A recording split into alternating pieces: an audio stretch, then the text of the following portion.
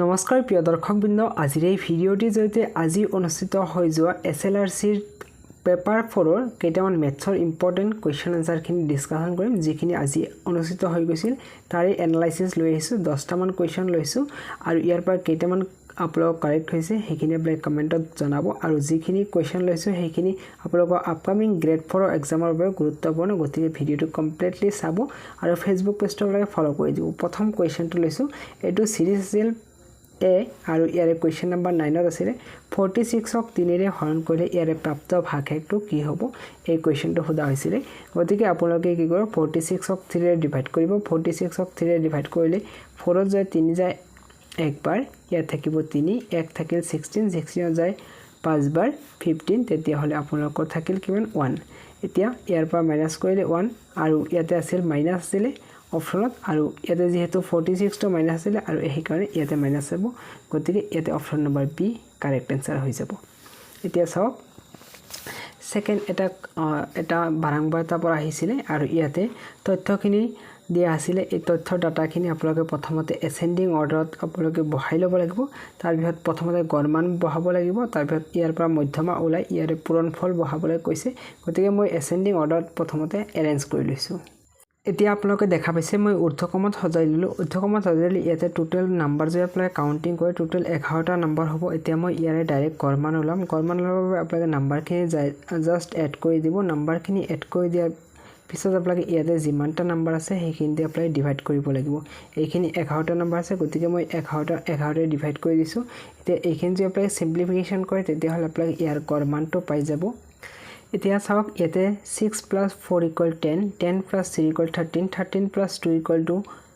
15 15 16 17 এতিয়া হল আপোনাৰ প্লাসত 17 হল আৰু ইয়াতে আছে মাইনাস আছে -2 -2 -4 -6 -6 and -5 -11 হ'ব এতিয়া ইয়াতে মই প্লাস আছে যেহেতু ইয়াতে প্লাস আছে ডাইৰেক্ট 11 টো ইয়াতে মাইনাস কৰি দিছো আৰু তলত থাকিল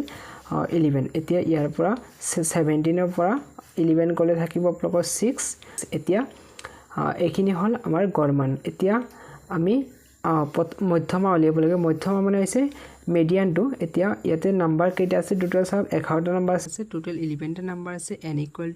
11 হল এতিয়া আপোনালোক ইয়াতে n টো অড নাম্বাৰ হয় গতিকে আমাৰ ফৰ্মুলাটো হৈছে n+1/2 এটো হৈছে তম নম্বৰ যেটো পদ হয় হেটো হ'ব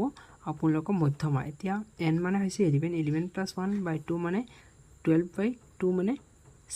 6 তম পদ এতিয়া ইয়াৰ পৰা আমি 6 তম পদটো ওলাম 1 2 3 4 5 6 এতিয়া 6 তম পদটো হল আমাৰ মধ্যমা মধ্যমা সমান হল মধ্যমা = 1 এতিয়া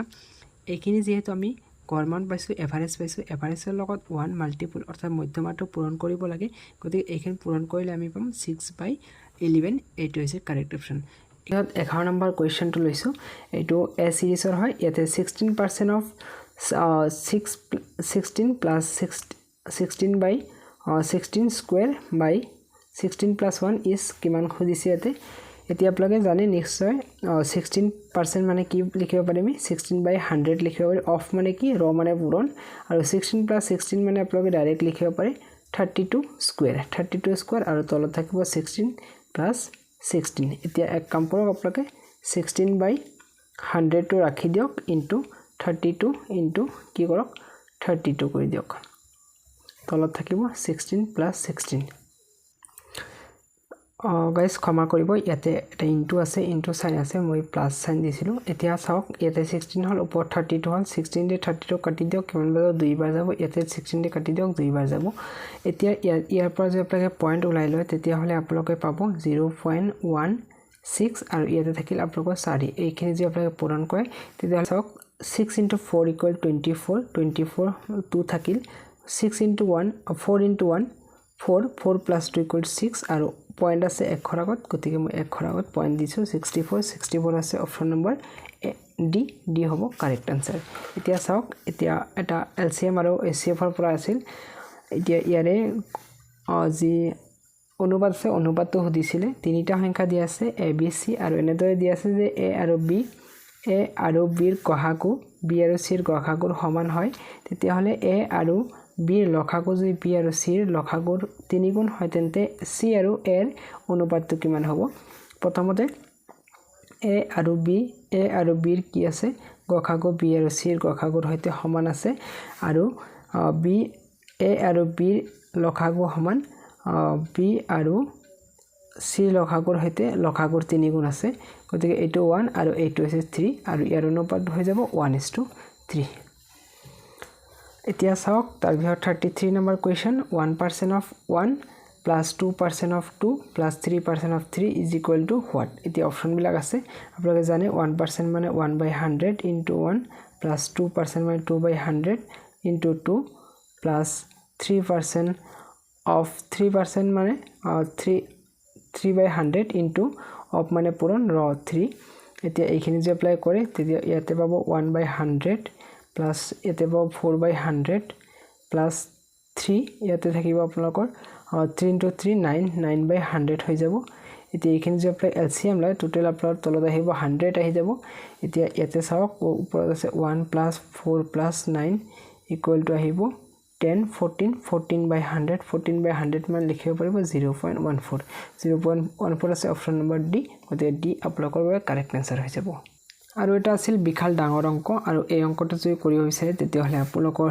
মোৰটো অলৰেডি ঘুৰাই যাব এনেকুৱা কিছুমান হ'ব পাৰে কোনো চিন্তা কৰিব লাগে ইয়াতে প্ৰথমতে লাষ্টৰ এইখিনি কৰিব এইটো ৰুট কৰিলে √9 মানে আপোনালোকে লিখিব পাৰে 3 আৰু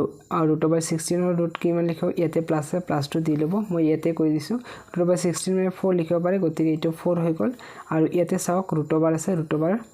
আৰু ইয়াতে আছে প্লাস আছে 42 এতিয়া এইখিনি যোগ কৰি দিয়ক তিনটা যোগ কৰি দিলে 42 + 4 + 3 এইটো √, আছে এইখিনি কৰিলে আপোনালোকে 7 পাব মানে এইখিনি √, এইখিনি যেতিয়া ভাঙিব এইখিনি মানটো আপোনালোকে 7 পাব আৰু ইয়াৰ লগত 5 আছে এতিয়া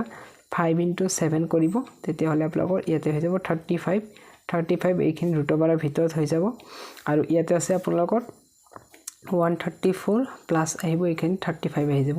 এইখিনি যোগ কৰিলে আহিব √, ভিতৰত আহিব 169 √, ভাঙিলে 13 হৈ যাব এতিয়া এইখিনি মান মানে গোটেইখিনি মান আহিল 13 আহি গল এতিয়া এইখিনি মান 13 আহিল আৰু ইয়াতে আছে √, 51 + 13 এতিয়া এইখিনি কৰিলে আপোনালোকে পাব √, 64 মানে 8 এতিয়া অপচন নম্বৰ কোনটো আছে সি অপচন আপোনালোকৰ বাবে কাৰেক্ট আনসাৰ হৈ যাব এতিয়া আৰু এটা আছিল 38 নম্বৰ কোৱেশ্চন যদি a/b = 4/3 হয় তেন্তে 6a + 2b / 4a - 2b ৰ মান কিমান হ'ব খুদিছিল এতিয়া ইয়াতে আপোনাক a a ৰ মান a b ৰ মান এই মানখিনি বহাই দিয়ক 6 * a মানে 4 + 2 * b মানে 3 + 4 divided by 4 * a মানে আছিল 4 - 2 * b মানে 3 এইখিনি আপোনাক সিম্পলিফিকেশন কৰক 4 * 6 24 plus 6 * 2 * 3 6 divided by 16 - 6 ওপৰত আহি যাব 30 তলত আহি যাব 10 কাটাকাটি কৰিলে আপোনাক পাব 3 অপচন নম্বৰ 1 কাৰেক্ট হৈ যাব এতিয়া চাওক আৰু এটা ত্ৰিকোণমিতি অংক আছিল এতিয়া ত্ৰিকোণমিতিৰ পৰা আহিছিল cos θ = 5/13 এতিয়া ইয়াৰ পৰা আপোনালোকৰ sin θ ৰ ভ্যালু ওলাবলৈ কৈছিল এতিয়া এইখিনি পৰা যদি কৰে আপোনালোকে নিশ্চয় এটা ৰিলেচন জানে sin² θ + cos² θ = কিমান হয় 1 ইয়াৰ পৰা সুধিছে আপোনালোকক sin² θ গতিকে মই sin² θ টো ৰাখি দিম sin² θ = 1 - cos² θ হৈ যাব এতিয়া ইয়াৰ পৰা আমাৰ লাগে কি sin θ গতিকে sin θ = কি হ'ব √1 - cos² θ গতিকে এইখিনি যদি কৰো 1 - cos² θ cos θ ৰ মান দিয়া আছে 5/13 এতিয়া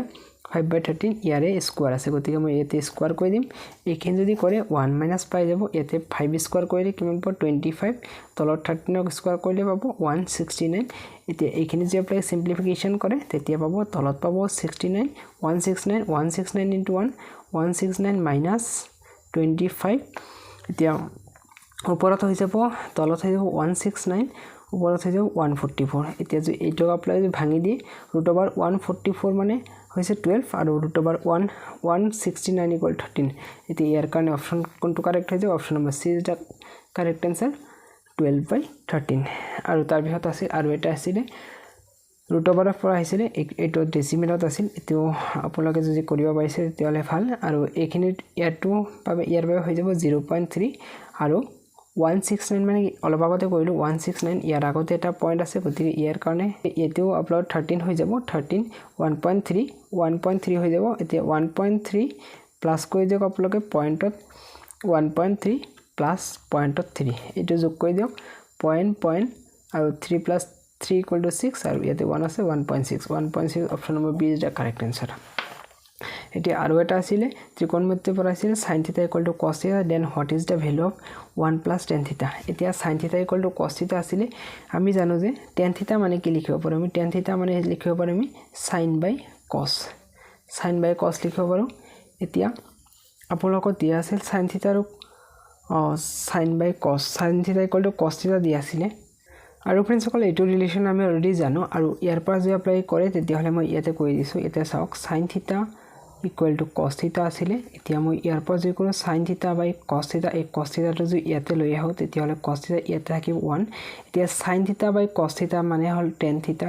ৰ ভ্যালুটো কিমান পাই গলো আমি 1 পাই গলো এতিয়া এইখিনি ভ্যালুত বহাই দিয়ক 1 + tan θ = কিমান হৈ যাব 1 প্লাস ইয়াতে tan θ ৰ ভ্যালুটো পাইছিল 1 এতিয়া 1 + 1 = 2 আপোনালোকৰ কাৰেক্ট অপচন বি হৈ যাব গতিকে फ्रेंड्स সকল এইখিনি আছিল আজিৰ ভিডিওটো যদি কিবা ধৰণৰ আপোনালোকৰ বুজাত অসুবিধা হৈছে মোক কমেন্ট কৰি জনাব কাৰণ মই এইকেইদিন আপোনালোকক ভিডিও দিব পৰা নাছিলো জাস্ট ফাৰ্স্ট টাইম মই ট্ৰাই কৰিছো ভিডিও দিয়াৰ কাৰণে কিবা বিসংগতি দেখা পালে প্লিজ কমেন্টত জনাব মই হতৰাবলৈ চেষ্টা কৰিম থ্যাংক ইউ